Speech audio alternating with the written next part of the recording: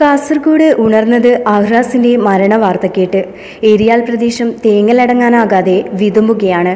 മൃതദേഹം ഒരു നോക്ക് കാണാൻ ജനറൽ ആശുപത്രി മോർച്ചറിയിലേക്ക് ആളുകൾ ഒഴുകിയെത്തി.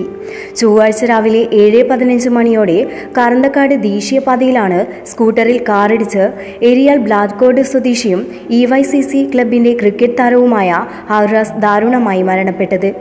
മികച്ച ക്രിക്കറ്റ് താരമായ അഹ്റാസ് ഒരു മാസം മുമ്പ് ദുബായിൽ മത്സരത്തിൽ പങ്കെടുത്ത് നാട്ടിലെത്തിയതായിരുന്നു. ചൊവ്വാഴ്ച ക്രിക്കറ്റ് പരിശീലിക്കാൻ പോകുന്നതിനിടെയാണ് അപകടമുണ്ടായത്. അഹ്റാസ് സഞ്ചരിക്കുകയായിരുന്ന സ്കൂട്ടറിൽ ദിശ തെറ്റിച്ച് വന്ന കാർ ഇടിക്കുകയായിരുന്നു.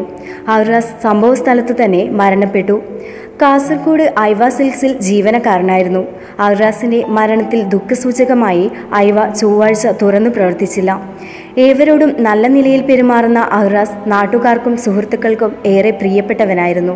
അഹ്റാസിന്റെ മരണവാർത്ത ഇനിയും സുഹൃത്തുക്കൾക്ക് വിശ്വസിക്കാനായിട്ടില്ല.